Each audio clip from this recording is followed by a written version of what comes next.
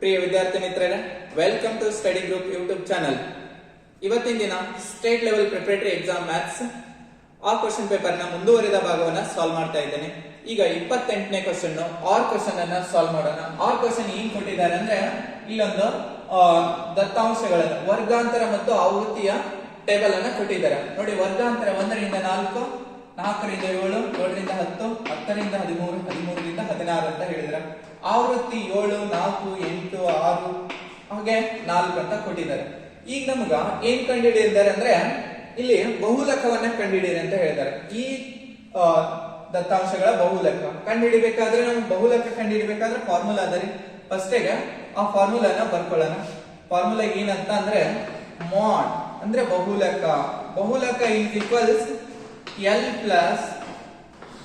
plus F1 minus F0 divided by 2F1 minus F0 minus F2 into H ಅಂತ ಹೇಳಿದ್ವಿ. ನೋಡಿ ಏನೇನದ ಅಂತ ನೋಡೋಣ. ಫಸ್ಟ್ L ಅಂದ್ರೆ ಲೋವರ್ ಲಿಮಿಟ್ ಆಫ್ ದಿ ಮಾಡ್ ಕ್ಲಾಸ್ ಅಂತ ಕರೀಬಹುದು. ಬಹುಲಕವನ್ನು ಹೊಂದಿರುವ ವರ್ಗಾಂತರದ ಕೆಳಮಿತಿ ಅಂತ ಕರೀತಾರೆ. ಬಹುಲಕವನ್ನ ಹೊಂದಿರುವುದು, ಬಹುಲಕ ಅಂದ್ರೆ ಅತ್ಯಂತ ಹೆಚ್ಚು ಬಾರಿ ಪುನರಾವರ್ತನೆಯಾಗಿರ್ತಕ್ಕಂಥದ್ದು ಅಂತ ಅರ್ಥ ಬಹುಲಕ. ನೋಡಿ, ಇಲ್ಲಿ ಯಾವ ವರ್ಗಾಂತರ ಹೆಚ್ಚು ಪುನರಾವರ್ತನೆ ಆಗಿದೆ ಅಂದ್ರೆ ಇದು 8. ಎಷ್ಟು ಬಾರಿ ಬಂದದ್ದು? 7 ರಿಂದ 10. ಇದರಲ್ಲಿ ಹೆಚ್ಚು ವರ್ಗಾಂತರದ ಅಂದ್ರೆ ಆ ಕ್ಲಾಸ್ ಪುನರಾವರ್ತನೆ ಆಗಿದೆ, ರಿಪೀಟೆಡ್, ಮೋಸ್ಟ್ ಟೈಮ್ ರಿಪೀಟೆಡ್. ಹಾಗಿದ್ರ ಈಗ ನಮಗ ಬಹುಲಕವನ್ನ ಹೊಂದಿರುವ ವರ್ಗಾಂತರ ಯಾವ್ದು ಅಂತ ಗೊತ್ತಾಯ್ತು? 7 ರಿಂದ 10 ಅಂತ ಗೊತ್ತಾಯ್ತು. ಹಾಗಿದ್ರೆ 7 ರಿಂದ 10 ಅಂದಾಗ ಈ ವರ್ಗಾಂತರದ ಕೆಳಮಿತಿ ಯಾವುದು? 7 ಅಂತ ಬರ್ಕೋಬೇಕು. ಎಲ್ ನ ಬೆಲೆ 7 ಅಂತ ಗೊತ್ತಾಯ್ತು. ಇನ್ನ ಬಹುಲಕವನ್ನ ಹೊಂದಿರುವ ವರ್ಗಾಂತರದ ಫ್ರೀಕ್ವೆನ್ಸಿ ಅದನ್ನೇ ನಾವು F1 ಅಂತ ಕರಿತೀವಿ. F1 ಬಹುಲಕವನ್ನ ಹೊಂದಿರುವ ವರ್ಗಾಂತರದ ಆವೃತ್ತಿ F1 ಆಗಿರ್ತದೆ. F1 ಎಷ್ಟದ ಅಂದ್ರೆ 8 ಅದು. ನೆಕ್ಸ್ಟ್ ಬಹುಲಕವನ್ನ ಹೊಂದಿರುವ ವರ್ಗಾಂತರದ ಹಿಂದಿನ ಆವೃತ್ತಿ ಅದು F0 ಆಗಿರುತ್ತೆ. F0 ಅನ್ನೋದು 4 ಆಗಿದೆ. ನೆಕ್ಸ್ಟ್ ಬಹುಲಕವನ್ನು ಹೊಂದಿರುವ ವರ್ಗಾಂತರದ ಮುಂದಿನ ಆವೃತ್ತಿ ಇಲ್ಲಿ F2 ಅಂದ್ರ ಇದು ಬಹುಲಕವನ್ನು ಹೊಂದಿರುವ ವರ್ಗಾಂತರದ ಮುಂದಿನ ವರ್ಗಾಂತರದ ಆವೃತ್ತಿ ಅಂತ ಹೇಳ್ತೀವಿ. ಇದು ಬಹುಲಕವನ್ನು ಹೊಂದಿರುವ ವರ್ಗಾಂತರ, ಅದರ ಆವೃತ್ತಿ ಮುಂದಿನ ಆವೃತ್ತಿ ಯಾವ್ದಾದ ನೋಡಿ, ಇದು 6 F2 ಆಯ್ತು. ಇನ್ನ size of the class interval H ಅಂದ್ರೆ ನಾವೇನಂತ ಹೇಳ್ತೀವಿ? Size of the class interval, ವರ್ಗಾಂತರದ ಗಾತ್ರ ಅಂತ ಕರಿತೀವಿ. ವರ್ಗಾಂತರದ ಗಾತ್ರ H is equals ನೋಡಿ 4 ರಲ್ಲಿ 1 ಕಳೆಯಿರಿ. ಸೈಜ್ ಅನ್ನ ಕಂಡುಹಿಡಿಬೇಕಾದ್ರ ಅಪ್ಪರ್ ಲಿಮಿಟ್ ಅಲ್ಲಿ ಲೋವರ್ ಲಿಮಿಟ್ ಮೈನಸ್ ಮಾಡಿದ್ರೆ ನಮ್ಗೆ ಏನ್ ಸಿಗುತ್ತೆ? ವರ್ಗಾಂತರದ ಗಾತ್ರ ಸಿಗುತ್ತೆ. 4 ರಲ್ಲಿ 1 ಕಳೆದ್ರೆ 3, 7 ರಲ್ಲಿ 4 ಕಳೆದ್ರೆ 3, 10 ರಲ್ಲಿ 7 ಕಳೆದ್ರೆ 3, ಹಾಗೆ 13 ರಲ್ಲಿ 10 ಕಳೆದ್ರೆ 3, 16 ರಲ್ಲಿ 13 ಕಳೆದ್ರೆ 3 ಆಗಿರ್ತದೆ. ವರ್ಗಾಂತರದ ಗಾತ್ರ 3 ಅಂತ ಗೊತ್ತಾಯ್ತು. ಈ ಬೆಲೆಗಳನ್ನ ಇಲ್ಲಿ ಮೇಲೆ ಇರ್ತಕ್ಕಂಥ ಫಾರ್ಮುಲಾ ಅಲ್ಲಿ ಸಬ್ಸ್ಟಿಟ್ಯೂಟ್ ಮಾಡ್ಕೊಳ್ಳೋಣ.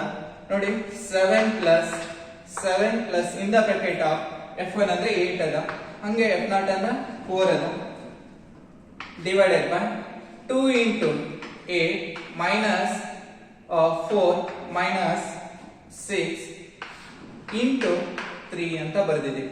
ಹಾಗೆ ಎಲ್ಲಾ ಬೆಲೆಗಳನ್ನು ತುಂಬಿದೀವಿ. L ಅಂದ್ರೆ 7 ಅಂತ ಹಾಕಿದೆ, F1 ಅಂದ್ರೆ 8 ಅಂತ ಹಾಕಿದೆ, F0 ಅಂದ್ರೆ 4 ಅಂತ ಹಾಕಿದೀವಿ, F2 ಅಂದ್ರೆ 6 ಅಂತ ಹಾಕಿದೀವಿ, ಚಂದ್ರ 3 ಅಂತ ಹಾಕಿದೀವಿ.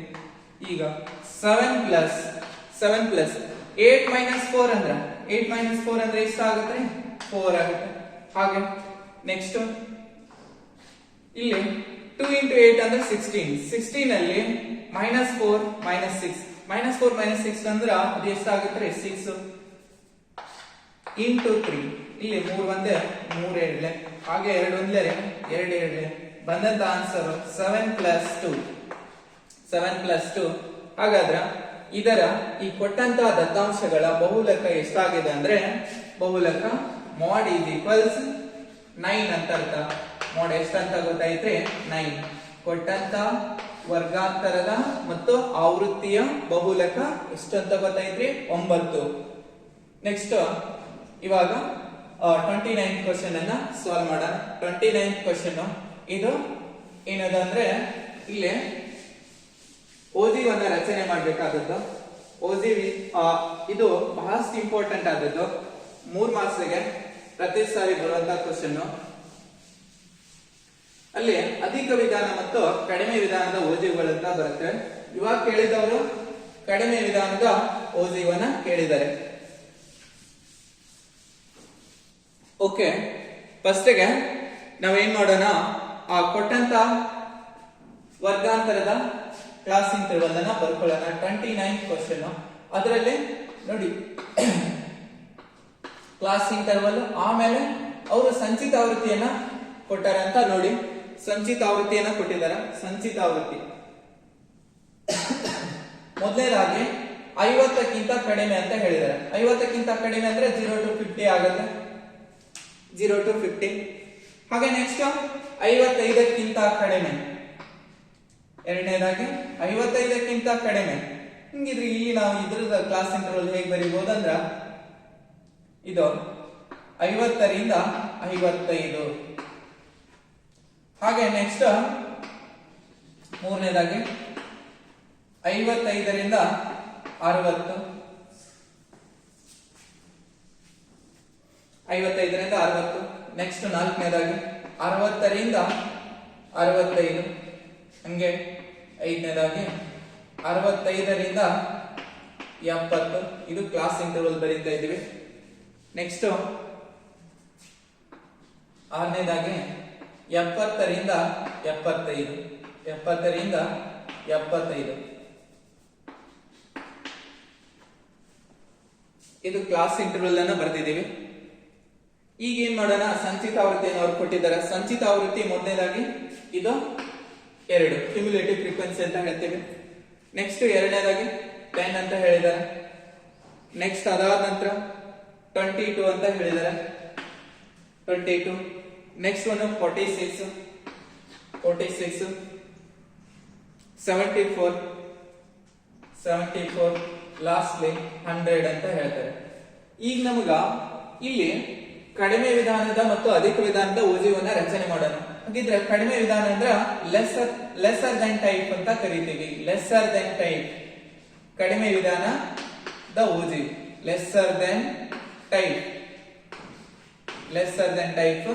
ಓಜಿ.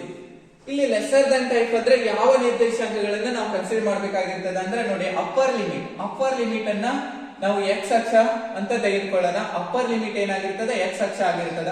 ಇವಾಗ ಮೊದಲನೇದು ಎಕ್ಸ್ ನ ಬಿಂದು ಎಷ್ಟಂತ ಅಂತಾರೆ, 50. ಹಂಗ 50 ಇದ್ದಾಗ 50ಕ್ಕಿಂತ ಕಡಿಮೆ ಆವೃತ್ತಿಯನ್ನು ಹೊಂದಿರತಕ್ಕಂಥದ್ದು. ಇದು ಏನ್ ಹೇಳಿದ್ದಾರೆ ಅಂದ್ರೆ ಉತ್ಪಾದನೆಯನ್ನ 50 ಕ್ವಿಂಟಲ್ಗಿಂತ 50 kg ಪರ್ ಹೆಕ್ಟರ್ಗೆ ಇಳುವರಿಯನ್ನು ಹೊಂದಿರತಕ್ಕಂಥ ಹೊಲಗಳ ಸಂಖ್ಯೆ ಅಂತ ಹೇಳ್ತಾರೆ. ಎಷ್ಟು ಹೊಲಗಳದಾವ ಅಂದ್ರೆ 2. ನೆಕ್ಸ್ಟ್ ಒನ್ 55ಕ್ಕಿಂತ ಕಡಿಮೆ ಎಷ್ಟದಾವ ಅಂದ್ರೆ ಇಲ್ಲಿ ಟೋಟಲ್ 10 ಅದಾವ್ರಿ. ಹಂಗೆ 15 ಡೈರೆಕ್ಟ್ ಬರ್ಬಿಡೋಣ ನೋಡಿ. 60ಕ್ಕಿಂತ ಕಡಿಮೆ ಎಷ್ಟು, 22. ನೆಕ್ಸ್ಟ್ 65ಕ್ಕಿಂತ ಕಡಿಮೆ 46. ನೆಕ್ಸ್ಟ್ ಒನ್ 70ಕ್ಕಿಂತ ಕಡಿಮೆ 74. ನೆಕ್ಸ್ಟ್ ಇವಾಗ 75ಕ್ಕಿಂತ ಕಡಿಮೆ ಒಟ್ಟು 100 ಹೊಲಗಳ ಉತ್ಪಾದನೆ. ಹಾಗೆ ಮೋರ್ ದೆನ್ ಟೈಪ್ ಅಂದ್ರ ಈಗ ನಿರ್ದೇಶಾಂಕಗಳನ್ನ ಹೇಗೆ ಚೂಸ್ ಮಾಡೋದಂತ ನೋಡ್ಕೊಂಡ್ಬಿಡೋಣ. ಮೋರ್ ದೆನ್ ಟೈಪ್ ಅಧಿಕ ವಿಧಾನ. ಇದು ಅಧಿಕ ವಿಧಾನದಲ್ಲಿ ನಾವು ನಿರ್ದೇಶಾಂಕ ಬಿಂದುಗಳನ್ನ ಚೂಸ್ ಮಾಡೋದು. ಇದು ಕಡಿಮೆ ವಿಧಾನದ ನಿರ್ದೇಶಾಂಕ ಬಿಂದುಗಳು ಅಂತ ಹೇಳಿದ್ವಿ. ಇನ್ನು ಅಧಿಕ ವಿಧಾನದ ನಿರ್ದೇಶಾಂಕ ಬಿಂದುಗಳು ಯಾವಾಗಿರ್ತಾವಂದ್ರೆ ಇವಾಗ ನಾವು ಲೋವರ್ ಲಿಮಿಟ್ ಅನ್ನ ಕನ್ಸಿಡರ್ ಮಾಡ್ಬೇಕಾಗತ್ತೆ. ನೋಡಿ, 0ಗಿಂತ ಅಧಿಕ ಇಳುವರಿ ಹೊಂದಿದ್ದವು. ಮೊದಲನೇದಾಗಿ 0ಗಿಂತ ಅಧಿಕ ಇಳುವರಿ ಅಂದ್ರೆ ಎಷ್ಟು ಹೊಲಗಳಾಗ್ತಾವ ಅಂದ್ರೆ ಒಟ್ಟು 100 ಹೊಲಗಳದಾವ ಅಂದ್ರೆ ಅವೆಲ್ಲ ಇದಕ್ಕಿಂತ ಹೆಚ್ಚು ಹೊಂದಿವ ಈ ಇಳುವರಿ 0ಗಿಂತ ಅಧಿಕ ಇಳುವರಿ ಹೊಂದಿದವು. 0ಗಿಂತ ಅಧಿಕ ಇಳುವರಿ ಹೊಂದಿದಂತವು 100 ಹೊಲಗಳು. ನೆಕ್ಸ್ಟ್ 50ಕ್ಕಿಂತ ಹೆಚ್ಚು ಇಳುವರಿ ಹೊಂದಿರತಕ್ಕಂತ ಹೊಲಗಳ ಸಂಖ್ಯೆಯನ್ನ ಕಂಡುಹಿಡಿಬೇಕಾದ್ರೆ ನಾವೇನ್ ಮಾಡೋದಂದ್ರೆ ಒಟ್ಟು ಹೊಲಗಳಲ್ಲಿ 50ಕ್ಕಿಂತ ಕಡಿಮೆ ಇಳುವರಿ ಹೊಂದಿದ ಹೊಲಗಳನ್ನ ಮೈನಸ್ ಮಾಡೋದು. ಹಂಗಿದ್ರ ಇಲ್ಲಿ 50ಕ್ಕಿಂತ ಅಧಿಕ ಎಷ್ಟಾಗ್ತಾವಂದ್ರ 98 ಆಗುತ್ತೆ. ನೆಕ್ಸ್ಟ್ 55ಕ್ಕಿಂತ ಅಧಿಕ ಅಂದಾಗ ಏನ್ ಮಾಡ್ತೀವಿ ಅಂದ್ರೆ ಈ 100ರಲ್ಲಿ ಈ 10ಅನ್ನ ಮೈನಸ್ ಮಾಡ್ತೀವಿ. ಯಾಕಂದ್ರೆ 55ಕ್ಕಿಂತ ಕಡಿಮೆ ಇಳುವರಿ ಹೊಂದಿದ ಹೊಲಗಳ ಸಂಖ್ಯೆಯನ್ನ ಮೈನಸ್ ಮಾಡೋದು. ಅವಾಗ ಎಷ್ಟಾಗುತ್ತೆ, ಇದು 90. ನೆಕ್ಸ್ಟ್ ಒನ್ 60ಕ್ಕಿಂತ 60ಕ್ಕಿಂತ ಅಧಿಕ ಅಂದಾಗ 60ಕ್ಕಿಂತ ಕಡಿಮೆ ಇಳುವರಿ ಹೊಂದಿದಂತ ಹೊಲಗಳನ್ನ ಮೈನಸ್ ಮಾಡೋದು. ಹಾಗಿದ್ರೆ ಇಲ್ಲಿ 78. ನೆಕ್ಸ್ಟ್ ಒನ್ ಈಗ 65ಕ್ಕಿಂತ ಅಧಿಕ 65ಕ್ಕಿಂತ ಅಧಿಕ 65ಕ್ಕಿಂತ ಅಧಿಕ ಅಂದಾಗ ನಾವೇನ್ ಮಾಡ್ಬೇಕಂದ್ರ 65ಕ್ಕಿಂತ ಕಡಿಮೆ ಇಳುವರಿ ಹೊಂದಿದವನ್ನ ಮೈನಸ್ ಮಾಡೋದು. ಹಾಗಿದ್ರ 46 ಮೈನಸ್ ಮಾಡಿದ್ರೆ ಇದು ಎಷ್ಟಾಗುತ್ತೆ 54. ನೆಕ್ಸ್ಟ್ ಒನ್ 70ಕ್ಕಿಂತ ಕಡಿಮೆ 70ಕ್ಕಿಂತ ಅಧಿಕ ಇಳುವರಿ 70ಕ್ಕಿಂತ ಅಧಿಕ ಇಳುವರಿ ಹೊಂದಿದಂತ ಹೊಲಗಳ ಸಂಖ್ಯೆ ಅಂದ್ರ 100ರಲ್ಲಿ 74 ಮೈನಸ್ ಮಾಡೋದು. ಅವಾಗ ಎಷ್ಟಾಗುತ್ತೆ 26. ಇದು ಅಧಿಕ ವಿಧಾನ, ಇದು ಕಡಿಮೆ ವಿಧಾನ ಅಂತ ಹೇಳ್ತೀವಿ. ಕಡಿಮೆ ಅಂದಾಗ ಅಪ್ಪರ್ ಲಿಮಿಟ್, ಅಧಿಕ ಅಂದಾಗ ಲೋವರ್ ಲಿಮಿಟ್. ಅಂದ್ರೆ ಕೆಳಮಿತಿಯನ್ನ ಇಲ್ಲಿ ಕೆಳಮಿತಿಯನ್ನ ಬಳಕೆ ಮಾಡಬೇಕು ಅಧಿಕ ವಿಧಾನದಲ್ಲಿ, ಮತ್ತು ಕಡಿಮೆ ವಿಧಾನದಲ್ಲಿ ಮೇಲ್ಮಿತಿಯನ್ನ ಬಳಕೆ ಮಾಡಬೇಕಾಗಿರ್ತದೆ. ಇದಿಷ್ಟು ನಿರ್ದೇಶಾಂಕ ಬಿಂದುಗಳು. ಇವಾಗ ನಾವ್ ಏನ್ ಮಾಡೋಣ ಅನ್ನೋದ ಈ ನಿರ್ದೇಶಾಂಕ ಬಿಂದುಗಳನ್ನ ಕಾರ್ಟೇಶಿಯನ್ ಸಿಸ್ಟಮ್ ಅನ್ನ ಡ್ರಾ ಮಾಡಿ ಓಜಿವನ್ನ ರಚನೆ ಮಾಡೋಣ. ನೋಡಿ, ಓಜಿವನ್ನ ರಚನೆ ಮಾಡ್ಬೇಕಾದ್ರೆ ಕಾರ್ಟೇಶಿಯನ್ ಸಿಸ್ಟಮ್ ಅನ್ನ ಅವಶ್ಯಕತೆ ಇರ್ತದ. ಹಾಗಿದ್ರೆ ನಾನು ಕಾರ್ಟೇಶಿಯನ್ ಸಿಸ್ಟಮ್ ಅನ್ನ ಡ್ರಾ ಮಾಡ್ತೇನೆ. ನೋಡಿ, ಇದು ಎಕ್ಸ್, ಇದು ಏನಾಗಿರ್ತದ y. ಈಗ ಇಲ್ಲಿ ಸ್ಕೇಲ್ ಅನ್ನ ಬರೆಯೋಣ. ಸ್ಕೇಲ್ ನೋಡಿ, ಇಲ್ಲಿ ಕ್ಲಾಸ್ ಇಂಟರ್ವಲ್ ವರ್ಗಾಂತರದ ಗಾತ್ರ ಎಷ್ಟೆಷ್ಟು ಯೂನಿಟ್ ಅದ ಅಲಾಂಗ್ ದಿ ಎಕ್ಸ್ ಆಕ್ಸಿಸ್ ನಾವ್ ಏನಂತ ಹಾಕ್ಬೇಕಂದ್ರೆ ವರ್ಗಾಂತರ. ಈ ಕಡೆ ಅಲಾಂಗ್ ದಿ y ಆಕ್ಸಿಸ್ ಏನಿರ್ತದಂದ್ರ ಕ್ಯುಮ್ಯುಲೇಟಿವ್ ಫ್ರೀಕ್ವೆನ್ಸಿ CF, ಸಂಚಿತ ಆವೃತ್ತಿ ಅಂತ ಕರಿತೀವಿ. ಈಗ ಬಿಂದುಗಳನ್ನ ಡಿನೋಟ್ ಮಾಡೋಣ. ನೋಡಿ, ಎಲ್ಲಿಂದ ನಮ್ದು ಸ್ಟಾರ್ಟ್ ಆಗಿದೆ ಬಿಂದು ಅಂತಂದ್ರೆ ಇಲ್ಲಿ ವರ್ಗಾಂತರ ಸ್ಟಾರ್ಟ್ ಆದದ್ದು 50ರಿಂದ ಅಂತ ಹಾಕ್ಬಿಡೋಣ. ಹಿಂಗಿದ್ರ ಇಲ್ಲಿ 50, 55, ನೆಕ್ಸ್ಟ್ 60, 65, ಹಾಗೆ 70, 75, ನೆಕ್ಸ್ಟ್ 80. ಇಷ್ಟು ಬರ್ದಿದ್ದು.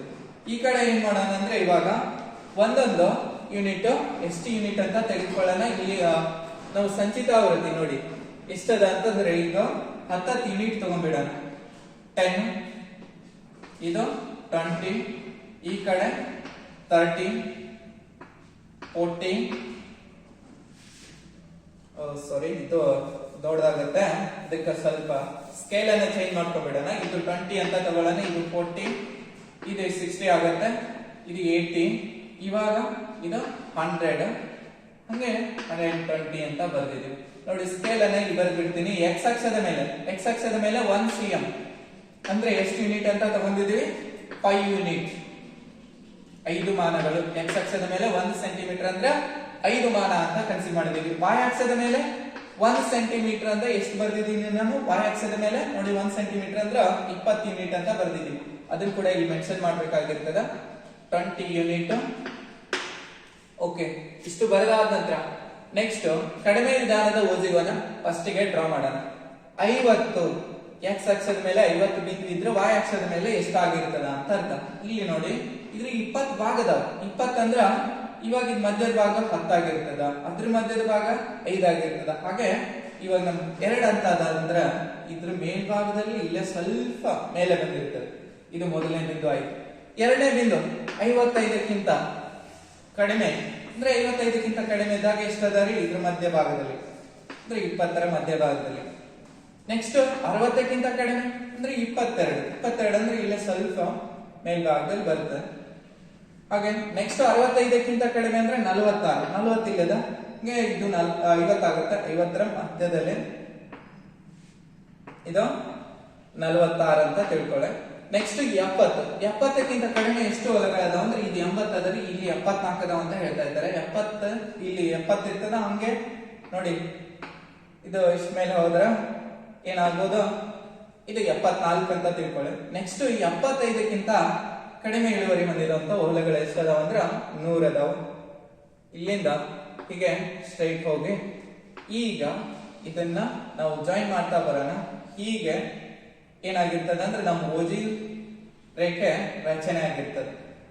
ಓಜಿ ಇದು ಕಡಿಮೆ ವಿಧಾನದ ಓಜಿವನ್ನ ಡ್ರಾ ಮಾಡಿದ್ವಿ. ಹಾಗೆ ಇನ್ನು ಅಧಿಕ ವಿಧಾನದ ಓಜಿ ನೋಡಿ, 100ಕ್ಕಿಂತ ಅಧಿಕ ಇದು ಇಳುವರಿ ಹೊಂದಿರ್ತಕ್ಕಂಥದ್ದು ಅಂದ್ರೆ 100 ಹೊಲಗಳು. ನೆಕ್ಸ್ಟ್ 50ಕ್ಕಿಂತ ಅಧಿಕ ಇಳುವರಿ ಹೊಂದಿರ್ತಕ್ಕಂಥದ್ದು ಎಷ್ಟು 98. 98 ಅಂದ್ರೆ ಇಲ್ಲೇ ಸ್ವಲ್ಪ 100ಕ್ಕಿಂತ ಕೆಳಗಡೆ ಬರುತ್ತೆ.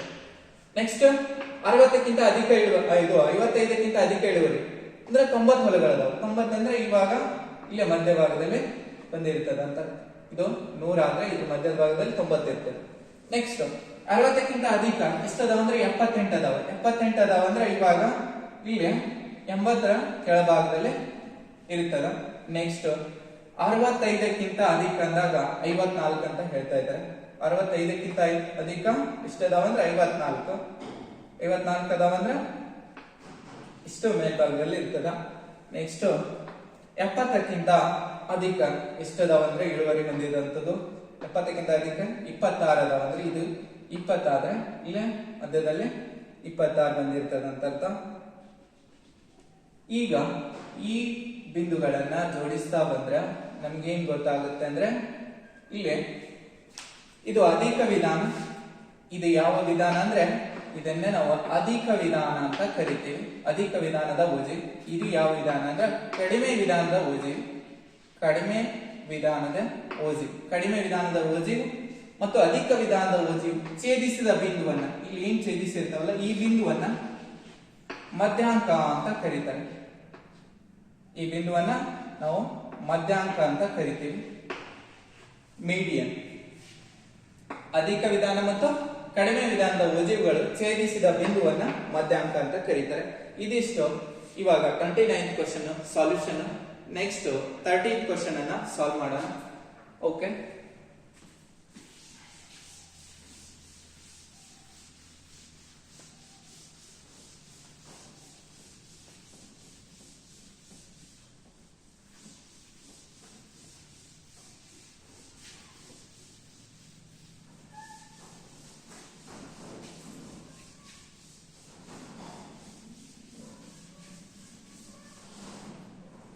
ಓಕೆ ಇವಾಗ 30th ಕ್ವಶನ್ 30ನೇ ಕ್ವಶನ್ ಏನದ ಅಂತಂದ್ರೆ ಇಲ್ಲಿ ಒಂದು ಬಾಹ್ಯ ಬಿಂದುವಿನಿಂದ ಒಂದು ವೃತ್ತಕ್ಕೆ ಎಳೆದ ಸ್ಪರ್ಶಕಗಳ ಉದ್ದ ಪರಸ್ಪರ ಸಮ ಎಂದು ಸಾಧಿಸಿ ಅಂತ ಹೇಳ್ತಾರೆ.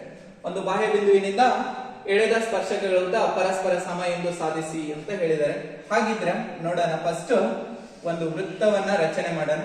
ಈ ವೃತ್ತದಲ್ಲಿ ಇದೊಂದು ಬಾಹ್ಯ ಬಿಂದು ಅಂತ ಹೇಳೋಣ. ಬಾಹ್ಯ ಬಿಂದುವಿನಿಂದ ಎಳೆದ ಸ್ಪರ್ಶಕಗಳ ಉದ್ದ ಪರಸ್ಪರ ಸಮ ಅಂತ ಸಾಧಿಸಬೇಕಾಗಿದೆ. ಈಗ ಇದು ಪಿ ಅಂತ ತಗೊಳ್ಳಿ, ಇದು ಓ ಅಂತ ತಗೊಳ್ಳಿ. ಸ್ಪರ್ಶಕ ಯಾವಾಗ್ಲೂ ತ್ರಿಜ್ಯಕ್ಕೆ ಏನಾಗಿರ್ತದ, ಲಂಬ ಆಗಿರ್ತದೆ. ಹಂಗೆ ನೋಡಿ ನಾವು ಈ ರೀತಿ ಸ್ಪರ್ಶಕಗಳನ್ನ ರಚಿಸಿದೀವಿ. ಇಲ್ಲಿ ಡಾಟೆಡ್ ಲೈನ್ ದಿಂದ ಅಥವಾ ಸ್ಟ್ರೈಟ್ ಲೈನ್ ದಿಂದ ಜಾಯಿನ್ ಮಾಡ್ಕೊಳ್ಳಿ. ಈ ಬಿಂದುವನ್ನ ಎ ಅಂತ ತಗೊಳ್ಳೋಣ, ಈ ಬಿಂದು ಬಿ ಅಂತ ತಗೊಳ್ಳೋಣ. ಈ ರೀತಿ ಇಲ್ಲಿ ಒಂದು ವೃತ್ತಕ್ಕೆ ನಾವು ಗಿವನ್ ಏನಂತ ಬರೀಬಹುದಂದ್ರೆ ದತ್ತ ಅಂತ ಕರಿತೀವಿ. ದತ್ತ ನೋಡಿ, ದತ್ತ ಓ ಬಿಂದುವುಳ್ಳ ವೃತ್ತಕ್ಕೆ, ಇಲ್ಲಿ ಓ ಬಿಂದುವುಳ್ಳ ವೃತ್ತಕ್ಕೆ ಎಪಿ ಮತ್ತು ಬಿಪಿಗಳು ಏನಾಗಿವೆ ಅಂದ್ರೆ ಸ್ಪರ್ಶಕಗಳಾಗಿವೆ.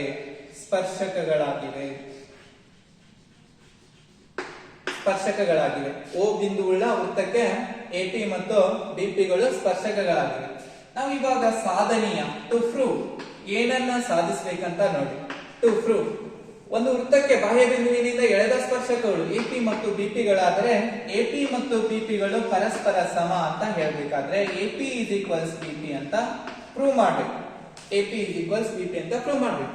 ಹಾಗಿದ್ರೆ ನೋಡಿ, ನೆಕ್ಸ್ಟ್ ರಚನೆ ಏನೇನ್ ಮಾಡಿದೀವಿ ಅಂದ್ರೆ ಸ್ಪರ್ಶಕ ರಚನೆ ಆದ ನಂತರ ಓ ಅನ್ನ ಪಿ ಗೆ ಜೋಡಿಸಿದೀನಿ, ಓ ಅನ್ನ ಎ ಗೆ ಜೋಡಿಸಿದೀನಿ, ಓ ಅನ್ನ ಪಿ ಗೆ ಜೋಡಿಸಿದೀನಿ. ಹಾಗಿದ್ರೆ ಕನ್ಸ್ಟ್ರಕ್ಷನ್ ಇದು ರಚನೆ ಅಂತ ಕರಿತೀವಿ. ರಚನೆ ನೋಡಿ, O joins A, O joins B, ಹಾಗೆ ಓ ಜಾಯಿನ್ಸ್ ಪಿ ಅಂತ ಹೇಳ್ತೀವಿ. ನೋಡಿ, ಓ ಎಲ್ಲೆಲ್ಲಿ ಜಾಯಿನ್ ಮಾಡಿದೀವಿ ಅಂದ್ರೆ ಎ ಬಿ ಪಿ ಗೆ ಜಾಯಿನ್ ಮಾಡಿದೀವಿ. ನೆಕ್ಸ್ಟ್ ಪ್ರೂಫ್ ಸಾಧನೆ ಇಲ್ಲಿ ಇವಾಗ ನಮ್ಗೆ ಎರಡು ತ್ರಿಭುಜಗಳು ಸಿಗ್ತವೆ. ನೋಡಿ, ಎ ಕೋನ 90 ಡಿಗ್ರಿ, ಬಿ ಕೋನ 90 ಡಿಗ್ರಿ ಅಂತ ಗೊತ್ತಾಯ್ತು. ಯಾವಾಗ್ಲೂ 90 ಡಿಗ್ರಿಗೆ ಅಭಿಮುಖವಾಗಿರುವ ಬಾಹು, ಒಂದು ತ್ರಿಭುಜದಲ್ಲಿ ಲಂಬ ಕೋನಕ್ಕೆ ಅಭಿಮುಖವಾಗಿರುವ ಬಾಹುವನ್ನ ವಿಕರ್ಣ ಅಂತ ಕರಿತೀವಿ. ಹಂಗಿದ್ರ OP ಅನ್ನೋದು ವಿಕರ್ಣ ಆಗಿದೆ. ಈ ಬಿ ಕೋನಕ್ಕೆ ಮತ್ತು ಎ ಕೋನಕ್ಕೆ ಎದುರಿಗದ. ಹಾಗಿದ್ರೆ OP ಸಾಮಾನ್ಯ ವಿಕರ್ಣ ಯಾವ ಎರಡು ತ್ರಿಭುಜಗಳಿಗೆ? OAP ಮತ್ತು OBP. ಇಲ್ಲಿ ಟ್ರಯಾಂಗಲ್ OAP ಮತ್ತು ಟ್ರಯಾಂಗಲ್ OBP ಎರಡು ತ್ರಿಭುಜಗಳು. ಎರಡು ತ್ರಿಭುಜಗಳಲ್ಲಿ ಯಾವುದು ಯಾವುದಕ್ಕೆ ಸಮ ಅಂತ ಬರೆಯೋಣ. ನೋಡಿ, angle A is equals angle B, angle A is equals angle B is equals 90 degree because of ಬಾಹ್ಯ ಬಿಂದುವಿನಿಂದ ವೃತ್ತಕ್ಕೆ ಎಳೆದ ಇದು ಒಂದು ವೃತ್ತಕ್ಕೆ ಎಳೆದ ಸ್ಪರ್ಶಗಳು ಪರಸ್ಪರ ತ್ರಿಜ್ಯಕ್ಕೆ ಲಂಬ ಅಂತ ಹೇಳ್ತೀವಿ. ನೋಡಿ, A is equals B ಆದ್ರೆ ಇದು 90 ಡಿಗ್ರಿ. ಯಾಕೆ ಹೇಳ್ತೀವಿ ಅಂದ್ರೆ ಒಂದು ವೃತ್ತಕ್ಕೆ ಎಳೆದ ಸ್ಪರ್ಶಕಗಳು ಪರಸ್ಪರ ಸಮ. Tangents are always perpendicular to radius. ಒಂದು ವೃತ್ತಕ್ಕೆ ಎಳೆದ ಸ್ಪರ್ಶಕಗಳು ಪರಸ್ಪರ ಲಂಬವಾಗಿರುತ್ತವೆ. ನೆಕ್ಸ್ಟ್ ಏನ್ ಬರೀಬೇಕಂದ್ರ ಇವಾಗ OAP ನಲ್ಲಿ ಮತ್ತು OBP ನಲ್ಲಿ OP ಅದ ನೋಡಿ, OP ಎರಡೂದ್ರಲ್ಲಿ ಅದ ಲಂಬ ಕೋನಕ್ಕೆ ಎದುರಿಗಿರುವ ಬಾಹು. ಹಾಗಿದ್ದಾಗ ಇದನ್ನ ನಾವು ಸಾಮಾನ್ಯ ವಿಕರ್ಣ ಅಂತ ಕರೀಬಹುದು. Common hypotenuse. ಸಾಮಾನ್ಯ ವಿಕರ್ಣ ನೋಡಿ, OP ಮತ್ತು OP ಎರಡು ಪರಸ್ಪರ ಸಮ ಅದಾವಂದ್ರೆ ಅದು ಸಾಮಾನ್ಯ ವಿಕರ್ಣ. ಲಂಬ ಕೋನಕ್ಕೆ ಎದುರಿಗಿರುವುದರಿಂದ ಅದನ್ನ ನಾವು ಸಾಮಾನ್ಯ ವಿಕರ್ಣ ಅಂತ ಕರಿತೀವಿ. ನೆಕ್ಸ್ಟ್ ಇನ್ನೊಂದು OA is equals OB. ಇವು ಒಂದೇ ವೃತ್ತದ ತ್ರಿಜ್ಯಗಳು. ರೇಡಿಯೈ ಆಫ್ ಸೇಮ್ ಸರ್ಕಲ್ ಒಂದೇ ವೃತ್ತದ ತ್ರಿಜ್ಯಗಳು. Radii of the same circle ಒಂದೇ ವೃತ್ತದ ತ್ರಿಜ್ಯಗಳು ಪರಸ್ಪರ ಸಮ ಇರ್ತವೆ. ಈಗ ನೋಡಿ, A ಕೋನ B ಗೆ ಸಮ, OP ಅನ್ನೋದು OP ಗೆ ಸಮ, OA ಅನ್ನೋದು OB ಗೆ ಸಮ. ಒಂದು ತ್ರಿಭುಜದ ಅಂದ್ರೆ ಇಲ್ಲಿ ಒಂದು ತ್ರಿಭುಜದ ಒಂದು ಕೋನ ಇನ್ನೊಂದು ತ್ರಿಭುಜದ ಒಂದು ಕೋನಕ್ಕೆ ಸಮ ಅದ. ಅವು 90 ಡಿಗ್ರಿ ಅದಾವ. ಹಾಗೆ ವಿಕರ್ಣಕ್ಕೆ ಸಮ ಅದ. ಹಾಗೆ ಒಂದು ಬಾಹು ಇನ್ನೊಂದು ಬಾಹುಗೆ ಸಮ ಅದ. ಹೀಗಾಗಿ ನಾವೇನಂತ ಹೇಳ್ತೀವಿ ಅಂದ್ರ ಲಂಬ ವಿಕರ್ಣ ಬಾಹು ಸಿದ್ಧಾಂತ ಏನ್ ಹೇಳ್ತದ ಅಂದ್ರ ಯಾವುದೇ ಎರಡು ಲಂಬಕೋನ ತ್ರಿಭುಜಗಳ ವಿಕರ್ಣಗಳು ಮತ್ತು ಯಾವುದಾದ್ರೂ ಒಂದು ಬಾಹು ಪರಸ್ಪರ ಸಮವಾಗಿದ್ದಾಗ ಆ ಎರಡು ತ್ರಿಭುಜಗಳು ಸರ್ವ ಸಮ ಆಗಿರ್ತವ ಅಂತ ಹೇಳ್ತದ. ಹಾಗಿದ್ರೆ ಟ್ರಯಾಂಗಲ್ OAP ಇದು ಸರ್ವ ಸಮ ಟ್ರಯಾಂಗಲ್ OBP ಅಂತ ಹೇಳ್ತೀವಿ. ಯಾವ ಆಧಾರದ ಮೇಲೆ ಹೇಳ್ತೀವಿ ಅಂದ್ರೆ RHS postulate, right hypotenuse side ಅಂದ್ರೆ ಲಂಬ ವಿಕರ್ಣ ಬಾಹು ಸಿದ್ಧಾಂತದ ಪ್ರಕಾರ ನಾವು ಈ ಎರಡು ತ್ರಿಭುಜಗಳು ಸರ್ವಸಮ ಅಂತ ಹೇಳಿದ್ವಿ. ಸರ್ವಸಮ ತ್ರಿಭುಜದ ಅನುರೂಪ ಬಾಹುಗಳು ಅಥವಾ ಅನುರೂಪ ಕೋನಗಳು ಏನಾಗಿರ್ತಾವ ಅಂದ್ರೆ ಸಮ ಆಗಿರ್ತಾವ. ಈಗ ನಾನು ಏನ್ ಬರೀಬಹುದಂದ್ರ AP is equals BP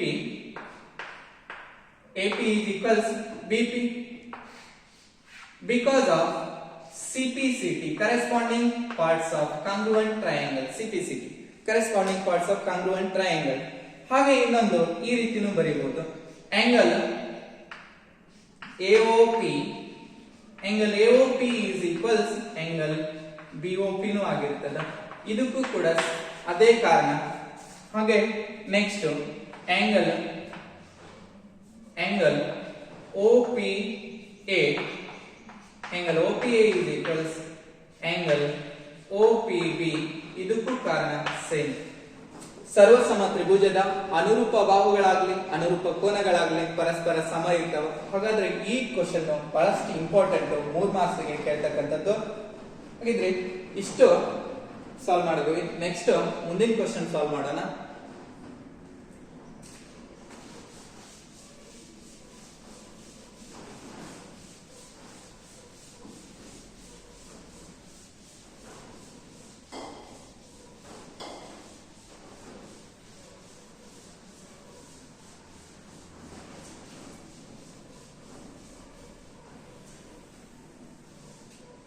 next question 31 question 31st ಏನಪ್ಪಾ ಅಂದ್ರೆ ಇವಾಗ 3 ಸೆಂಟಿಮೀಟರ್ ತ್ರಿಜ್ಯವನ್ನು ಹೊಂದಿರುವ ಒಂದು ವೃತ್ತಕ್ಕೆ 3 ಸೆಂಟಿಮೀಟರ್ ತ್ರಿಜ್ಯವನ್ನು ಹೊಂದಿರುವ ಒಂದು ವೃತ್ತಕ್ಕೆ ಸ್ಪರ್ಶಕಗಳ ನಡುವಿನ ಕೋನ 70 ಡಿಗ್ರಿ ಆಗಿರುವಂತೆ ಒಂದು ಜೊತೆ ಸ್ಪರ್ಶಕಗಳನ್ನ ರಚಿಸಿ ಅಂತ ಹೇಳಿದೆ. ನೋಡಿ ಏನ್ ಕೊಟ್ಟಾರೆ, ತ್ರಿಜ್ಯ ಕೊಟ್ಟಾರೆ. ತ್ರಿಜ್ಯ 3 ಸೆಂಟಿಮೀಟರ್. ಹಾಗೆ ಸ್ಪರ್ಶಕಗಳ ನಡುವಿನ ಕೋನ, ಸ್ಪರ್ಶಕಗಳ ನಡುವಿನ ಕೋನ ಅಂತ ಬರೀರಿ. Angle between the tangents, angle between the tangents ಎಷ್ಟಾಗಿದೆ ಅಂದ್ರೆ ಇವಾಗ ಇದನ್ನ ಹೇಗೆ ಸಾಲ್ವ್ ಮಾಡೋದು ಅಂತ ನೋಡ್ಕೊಂಡ್ಬಿಡಿ. ಆಂಗಲ್ ಬಿಟ್ವೀನ್ ದ ಟ್ಯಾಂಜೆಂಟ್ಸ್, ಸ್ಪರ್ಶಕಗಳ ನಡುವಿನ ಕೋನ 70 ಡಿಗ್ರಿ. ಸ್ಪರ್ಶಕಗಳ ನಡುವಿನ ಕೋನ 70 ಡಿಗ್ರಿ ಆದ್ರೆ ತ್ರಿಜ್ಯಗಳ ನಡುವಿನ ಕೋನ ಎಷ್ಟಾಗುತ್ತೆ ಅಂತಂದ್ರೆ ನೋಡಿ, ಆಂಗಲ್ ಬಿಟ್ವೀನ್ ದ ರೇಡಿಯಸ್ ಅಂದ್ರೆ ಇವಾಗ ರೇಡಿಯೈ ಅಂತ ಬರೀಬೇಕು, plural form. Angle between the radii ಎಷ್ಟಾಗುತ್ತೆ, ಇದು 70 ಡಿಗ್ರಿ ಆದ್ರೆ ಇದು 180 ಆಗಿ ಇದನ್ನ ಮೈನಸ್ ಮಾಡ್ಬೇಕು. ಹಾಗಿದ್ರೆ ಇದು 110 ಡಿಗ್ರಿ. ಎರಡೂ ಕೂಡಿಸಿದ್ರೆ ಆಂಗಲ್ ಬಿಟ್ವೀನ್ ದ ಟ್ಯಾಂಜೆಂಟ್ಸ್ ಮತ್ತು ಆಂಗಲ್ ಬಿಟ್ವೀನ್ ದ ರೇಡಿಯೈ ಕೂಡಿಸಿದ್ರೆ 180 ಆಗಿರ್ತದೆ. ಹಾಗಿದ್ದಾಗಿ ಇವೆರಡನ್ನ ನಾವು ಬರಿಬೇಕಾಗಿರ್ತದ. ಈಗ ಏನ್ ಮಾಡೋದಂದ್ರೆ 3 ಸೆಂಟಿಮೀಟರ್ ಒಂದು ವೃತ್ತವನ್ನ ರಚಿಸೋದು. 3 ಸೆಂಟಿಮೀಟರ್ ತ್ರಿಜ್ಯವನ್ನು ಹೊಂದಿರುವ ಒಂದು ವೃತ್ತವನ್ನ ರಚಿಸೋಣ. ಹೀಗೆ ಇದೊಂದು ವೃತ್ತ ಅದ ಅಂತ ತೆಗೆದುಕೊಳ್ಳಿ. ಎಷ್ಟು ಸೆಂಟಿಮೀಟರ್ದು? 3 ಸೆಂಟಿಮೀಟರ್ದು ಒಂದು ವೃತ್ತ. ಇಲ್ಲಿ ನಾವು ಏನ್ ಮಾಡ್ತೀನಿ ಅಂದ್ರೆ ಇವಾಗ ಈ ರೀತಿ ಒಂದು ತ್ರಿಜ್ಯವನ್ನ ರಚನೆ ಮಾಡ್ಕೊತೀನಿ. ಇದು OA ಎಷ್ಟು ಸೆಂಟಿಮೀಟರ್ ಅದ ಅಂದ್ರೆ 3 ಸೆಂಟಿಮೀಟರ್ದು. 3 ಸೆಂಟಿಮೀಟರ್ದು ಒಂದು ತ್ರಿಜ್ಯವನ್ನ ರಚನೆ ಮಾಡಬೇಕು.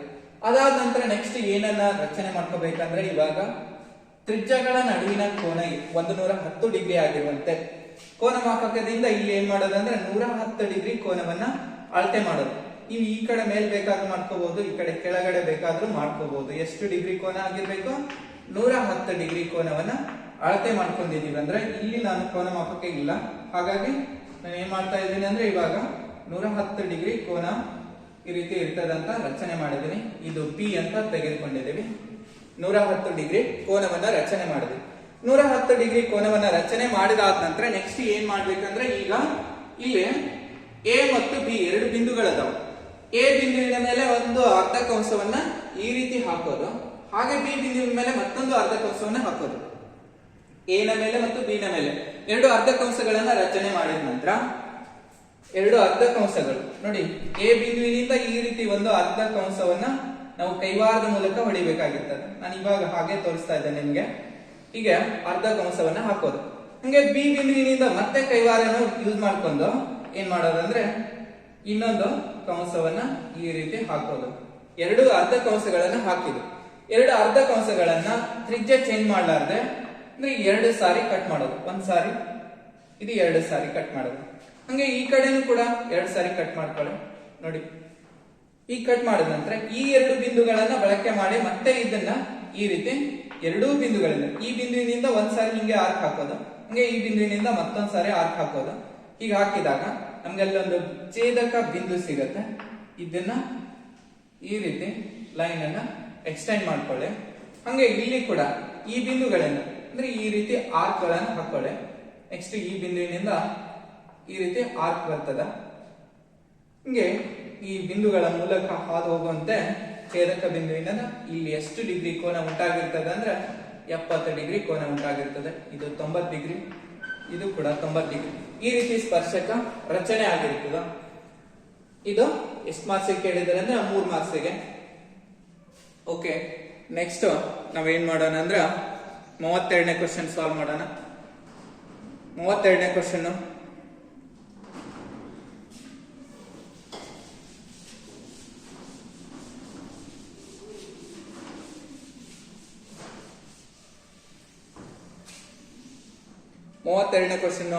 ಒಂದು ವೃತ್ತದಲ್ಲಿ ತ್ರಿಜ್ಯಾಂತರ ಖಂಡವನ್ನು ಕೊಟ್ಟಿದ್ದಾರೆ. ಅದು ತ್ರಿಜ್ಯ ಎಷ್ಟದ ಅಂತಂದ್ರೆ ತ್ರಿಜ್ಯ 21 ಸೆಂಟಿಮೀಟರ್. ಹಂಗೆ ತ್ರಿಜ್ಯಾಂತರ ಖಂಡದ ಕೋನ ಎಷ್ಟದ ಅಂದ್ರೆ ಇವಾಗ ಇದು 60 ಡಿಗ್ರಿ ಅಂತ ಹೇಳಿದ್ದಾರೆ. ತ್ರಿಜ್ಯಾಂತರ ಖಂಡದ ಕೋನ 60 ಡಿಗ್ರಿ ಅಂತ ಹೇಳಿದ್ದಾರೆ. ನೆಕ್ಸ್ಟ್ ನಮ್ಗೆ ಏನ್ ಫೈಂಡ್ ಮಾಡಂದ್ರೆ ಅಂದ್ರೆ ಕಂಸದ ಉದ್ದ ಮತ್ತು ತ್ರಿಜ್ಯಾಂತರ ಖಂಡದ ವಿಸ್ತೀರ್ಣ ಕಂಡುಹಿಡಿಯಿರಿ ಅಂತ ಹೇಳಿದ್ದಾರೆ. ಅಂದ್ರೆ ಆ ಚಿತ್ರವನ್ನ ಡ್ರಾ ಮಾಡ್ತೀನಿ. ಫಸ್ಟ್ ಈ ರೀತಿ ಡಯಾಗ್ರಾಮ್ ಅದ. ಆ ಡಯಾಗ್ರಾಮ್ ಅಲ್ಲಿ ಏನ್ ಮಾಡಿದಾರೆ ಅಂದ್ರೆ 60 ಡಿಗ್ರಿ ಇದು ಮಧ್ಯ ವೃತ್ತ ಕೇಂದ್ರ ಅಂತ ತಿಳ್ಕೊಳ್ಳಿ. ಇಲ್ಲಿ 60 ಡಿಗ್ರಿ ಕೋನ ಅದ ಅಂತ ಹೇಳಿದ್ದಾರೆ. ಈ ತ್ರಿಜ್ಯಾಂತರ ಖಂಡದ ಅಂದ್ರೆ ಇದು O ಅಂತ ಹೇಳಿದ್ದಾರೆ, ಇದು A, ಇದು C ಹೀಗೆ ಮೆನ್ಷನ್ ಮಾಡಿದ್ದಾರೆ. ಇಲ್ಲಿ ಕಂಸದ ಉದ್ದ ಕಂಡುಹಿಡಿಯಬೇಕಾದದ್ದು ಮೊದಲನೇದು ಕಂಸದ ಉದ್ದ. ಕಂಸದ ಉದ್ದ ಎಷ್ಟಾಗುತ್ತೆ ಅಂದ್ರೆ ಆರ್ಕ್ ಆಫ್ ಲೆಂತ್